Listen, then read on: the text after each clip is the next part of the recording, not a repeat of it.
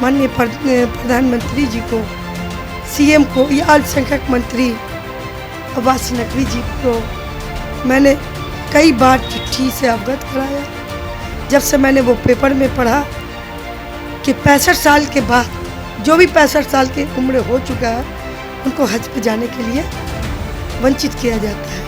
एक एक रुपया वो हक का पैसा जमा करते हैं, अपने आप को काट के टूट के रखते हैं, तब उस उम्र की पड़ाव पे आते हैं, तब वो हज के लिए जाते हैं। मैं घोर घोर निंदा करती हूँ। मैंने हक हुकूक के लिए अपना बीड़ा उठाया है, उसको मैं वंचित नहीं होने दूंगी। और मैं यहाँ नहीं, अगर इन्होंने नहीं आवाज़ तो मैं सऊदिया हुकूमत तक नहीं छोड़ूंगी। नमस्कार, आप देख रहे हैं दी घंटा, आपके साथ मैं हूं आसिफ सदकी। अपनी बात शुरू करने से पहले सबसे पहले हम आपको कुछ चीज़ें बताने जा रहे हैं। चीज़ें जो हैं इस्लाम धर्म से जुड़ी हैं। दरअसल इस्लाम धर्म के मानने वालों के लिए 5 चीज़ें फ़र्ज़ होती हैं। उन फ़र्ज़ चीज़ों में से हम आपको गिनती पर उंगली पर गिना देते हैं वो फ़र्ज़ चीज़ें क्या क्या है।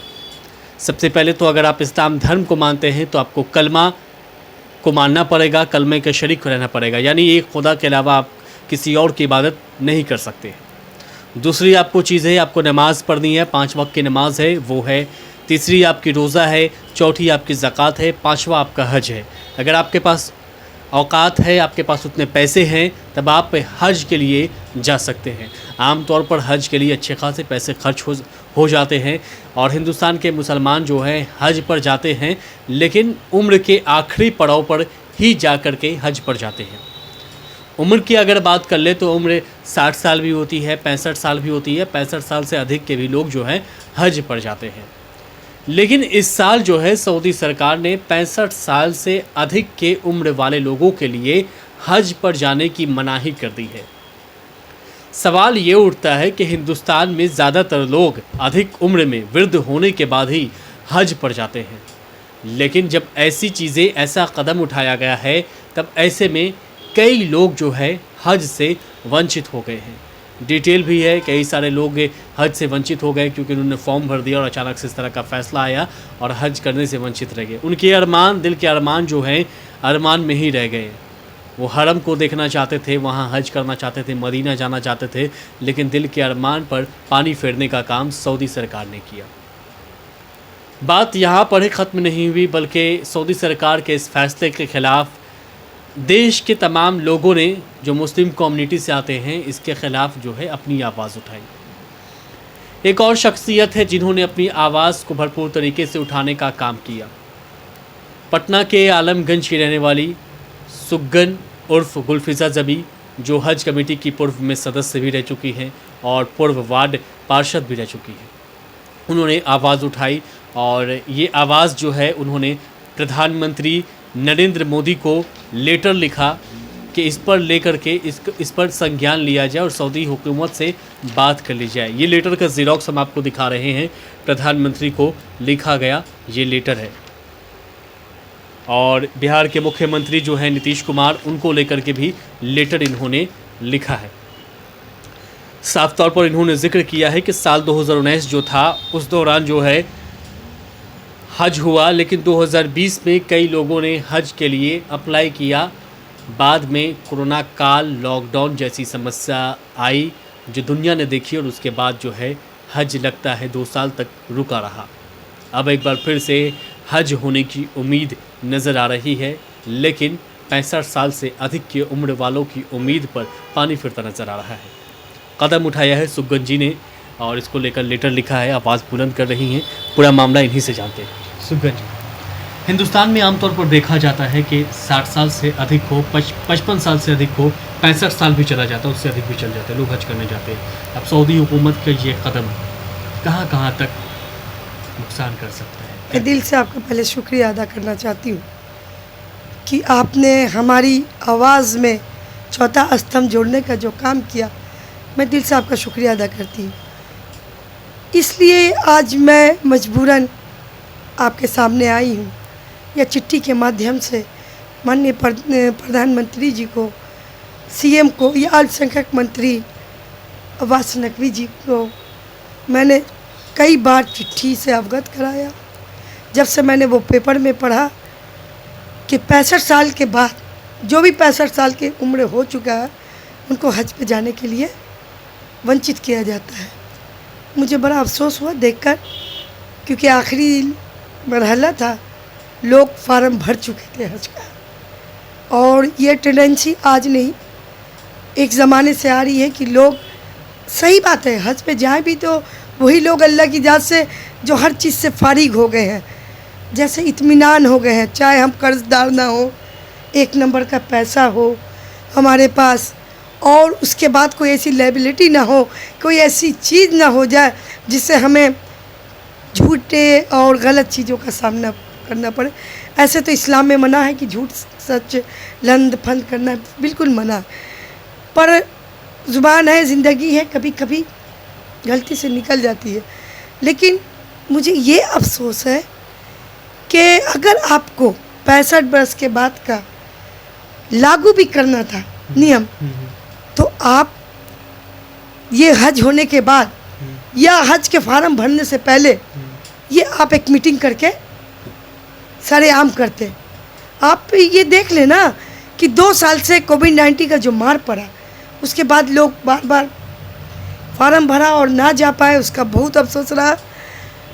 और जब ये फार्म भर चुके, उसमें से अभी देख लीजिए, उसके कारण 65 वर्ष के कारण जो 25 और 30 और 25 और 40 वर्ष की उनकी वाइफ थी, ऐसा नहीं है, उम्र का तकाजा है, किसी की शादी किसी से 40 वर्ष की होगी के बाद की होते ही है, तो उसकी वजह से कई ऐसी बहन है, कई ऐसी आपको बीवी है और आपके बहन है, बीवी है, जो भी जो अरकान है उसके मुताबिक जो जाती हैं, वो 65 वर्ष की वजह से उनको सफ़र करना पड़ा। मेरे पास, मेरे बगल में एक एग्ज़ाम्पल है कि कबर में 4 लोग थे, समझा, उस कबर में और एक का 65 निकल गया, 65 ईयर्स 5 डे, ठीक है ना, उसकी वजह से उनको वंचित रह गया। उसकी वजह से उनकी वाइफ एलिया, जो उसका सेकंड वाइफ किए थे क्या है, तो उनकी उम्र लगभग 40-45 की होगी, उनको भी नहीं जाना पड़ा।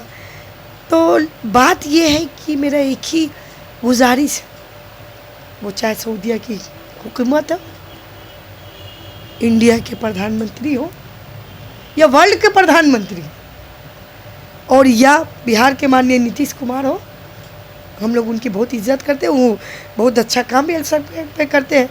तो दिल से मेरी गुजारिश है कि हमारा जो इस्लाम धर्म है ना, हम 5 चीज़ों पे हैं जो आपने बताया है, मैं डिटेल पे नहीं जाना चाहती हूँ, पर आप बता चुके हैं, उसमें एक हमारा हज भी, और बड़ी मुश्किल से, बड़ी जद्दोजहद से, पैसा रहते हुए भी लोग नहीं जाते। अरबपति खरबपति जो भी हैं, अल्लाह जी ने बुलाता है वो जाते हैं, उसमें कोई शक नहीं है, और ये अल्लाह ही का देन है कि हम भी गए और कई लोग जा रहे हैं। लेकिन अफसोस की बात ये है कि जो 2 साल से ऑलरेडी वंचित थे, वो तो 63 के होंगे,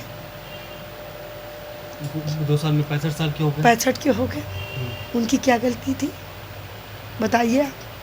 तो सऊदी मैं सरकार ने जो ये फैसला लिया है तो ये गलत है 100%। और सुन लीजिए एक बात, जी।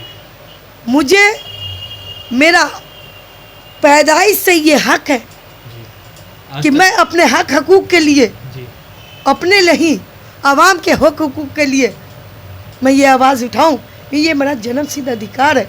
आज तक ऐसा नहीं हुआ है हज को लेकर के, उम्र का जो फाउंडेशन हाँ 45 ईयर्स ओल्ड, मतलब उससे ज़्यादा ही मेरा उम्र है। मैं कुछ आपने खुद हाँ हज भी किया है। हाँ 2018 मैंने किया, और अभी मैं 47 ईयर्स की हूँ। जब से होश संभाला मैंने पहली बार, कुछ नहीं देखा। नहीं पहली बार ये मैंने देखा है।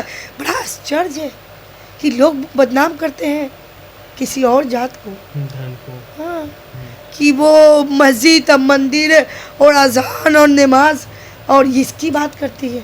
सऊदीया में किसकी हुकूमत है आप बता दें, राजा कौन है आप बता दें। ऐसे पूरी दुनिया में इस्लामिक कितनी कंट्री है, किसी ने आवाज़ उठाने की कोशिश की कि आपको ये बैंड भी करना ना, तो पहले धरातल पे आइए। हिंदुस्तान पर क्या प्रभाव पड़ रहा है कि देखिए, ज़्यादातर लोग नहीं जा पा रहे हज के लिए, क्या है आंकड़ा क्या निकल कर के आ रहा है, क्योंकि आप हज कमेटी की सदस्य भी रह चुकी है। एक चीज़ मैं बता दूं, मैं अपने फादर और मदर के लिए ही हूँ कि फादर मेरे डेथ कर गए 2002 में और मदर अभी 5 साल पहले डेथ की। मैंने उनका हज में भरा किसी कारण, क्योंकि वो बीमार पड़ गई, नहीं जा पाए। तो उनकी मेरी 10 बहनें और 3 भाई, तो यहाँ का एक ट्रेंड से मतलब सोच है, और सही सोच भी मैं इसको समझती हूँ कि बाल बच्चे की शादी हो जाए, ये हो जाए, वो हो जाए और मैं जाऊँ उम्र के आखिरी पड़ाव में। हाँ जाऊँ, इसलिए कि देखिए ये तो सच है कि आपको अगर हज करके आए हैं तो उसी तरह आपको मेंटेन करना है, समझा। और मैं ये नहीं कह रही कि यंगेस्ट ना करे, लेकिन अगर वो 65 इयर्स के बाद उनकी पैसा हो रही, वो जमा करते हैं अपने सब चीज़ों से, आराम जब हो जाती है, बच्चों की शादी, जॉब, दिस डैट, ये भी है हमारे पर फर्ज है, अपने घर की शादी वगैरह की, बगल की शादी, फारिग होके चाहते हैं कि आप सुकून से, मेरा इतना पैसा है। हाँ आप नहीं आप देखिए ना, जैसे जॉब ही कर रहे हैं, रिटायरमेंट पे पैसा मिला, वो अपना ओरिजिनल पैसा जमा करते हैं, 1-1 रुपया, औरत हो या मर्द, कि जब मेरा इतना जमा हो जाएगा, क्योंकि आज का डेट का हज हो गया 4 लाख प्लस, ठीक है ना। तो वो पैसा कोई वो अपने कहीं से लाएंगे नहीं, तो 1-1 रुपया वो हक का पैसा जमा करते हैं, अपने आप को काट के टूट के रखते हैं, तब उस उम्र की पड़ाव पे आते हैं, तब वो हज के लिए जाते हैं। मैं घोर निंदा करती हूँ, ये जान जाइए। जब इस तरह की फिर बात सामने आती है कि आप पे हज नहीं कर पाएंगे, उम्र ज़्यादा हो गई, तब मुश्किल। अब वो लोग जो ऑलरेडी भर चुके थे, जो 2 साल से बचे, उनकी क्या मतलब ये थी, आप ये भी देते कि जो 2 साल पहले भरे हैं उनका 63 चलेगा, लेकिन आप तो एकदम मतलब ये कहते हैं कि हिटलर गिरी। कितना आंकड़ा निकल कर 1200 मैनेज हो गए, मैंने हो गया 1000। यस, हाँ यस, मेरे पास आंकड़ा है, यस। एक बड़ा आंकड़ा बता रही है, 1200 लोग जो है हज से वंचित रह गए बिहार में। बिहार की बात में बिहार में हज कमेटी की सदस्य पूर्व में रह चुकी हाँ, हैं, जी, जी। इनको पूरी जानकारी है, पूरा डिटेल भी इनके पास, और बता रही है कि लगभग 1200 लोग जो वंचित रह गए इस पर। जाहिर सी बात है कि कोरोना काल रहा, लॉकडाउन रहा, इस दौरान 2 साल तो लोग हज नहीं कर पाए। उन लोगों को इंतज़ार था कि जब सब चीज़ पटरी पर आ जाएगी तब हज करेंगे, लेकिन जब हज करने के लिए फॉर्म अप्लाई कर दिए, फॉर्म भी पूरी तरह से अप्लाई कर दिए, यस, ये कवर मिल चुका था जनाब, सब चीज़ मिल चुका था, लेकिन आदेश आता है तब ऐसे चीज़ें सामने आती हैं। अब इसको लेकर के आपने एक जिम्मेदारी उठाई है कि आप हुकूमत तक, सऊदी हुकूमत तक आवाज़ उठाए, इसके लिए आपने जरिया बनाया है, एकदम प्रधानमंत्री, हाँ बिहार के सीएम और इंडिया के पीएम से मैंने ये नहीं, अभी मैंने 1 वीक पहले ही उसको दिया है, अभी तक कोई जवाब नहीं आया है, और मुझे बहुत अफसोस होगा अगर इस पे कोई संज्ञान इन लोग नहीं लेते, और इन लोग ले ना ले, मैं आपको बता दूं दम कि इंशाल्लाह मैं सड़क से सदन तक अकेले आवाज उठाएंगे कि संगठन वगैरह? ना, मेरे संगठन है मुराद वेलफेयर ऑर्गेनाइजेशन के अंतर्गत मैं चलती हूँ, इसके अध्यक्ष गजाला खान जी है, ठीक है। हम देखिए अकेला चलेंगे, मैं 2 ही चलूँगी, इसलिए चलो का नारा देंगे, यस, इसी चलेंगे, क्योंकि मैं जब से इस धरती पे कदम रखी हूँ, जब से होश संभाला है, मैंने हक हुकूक के लिए अपना बीड़ा उठाया है, उसको मैं वंचित नहीं होने दूंगी। और मैं यहाँ नहीं, अगर इन्होंने नहीं आवाज़ दिया तो मैं सऊदीया हुकूमत तक नहीं छोड़ूंगी। और मैं एक दिन मैं बता दूं, मुझे इसके लिए भूख हड़ताल भी करना पड़े, धरना भी देना पड़े, सरकार तो सऊदी की कैसे सुनेगी? क्यों नहीं सुनेगी? भूख हड़ताल करेंगे, क्यों नहीं सुनेगी? सुनाने के लिए माध्यम है ना, हमारे माननीय सीएम नीतीश कुमार है, पीएम है, जवाब का इंतजार है। यस, अगर जवाब नहीं आया तो मैं अपनी आवाज़ तो बुलंद करूंगी, चाहे आवाज़ जैसे भी जाएगा, आवाज़ अकेले प्रदर्शन एकदम करेंगे, अकेले ही नहीं है, बता दूं, अकेले चलेंगे इंशाल्लाह, कारवां बनेगी, और उसके लिए भी उन लोगों को भी शामिल करेंगे जो लोग हज से वंचित रह गए। यह सब तैयार है, मगर हम लोग को एक है कि शायद क्योंकि अभी टाइम टेकिंग अभी बचा हुआ है कुछ, शायद उधर से कोई हेल्दी जवाब आ जाए, खुशी वाला जवाब आ जाए, पॉजिटिव कुछ मिल जाए।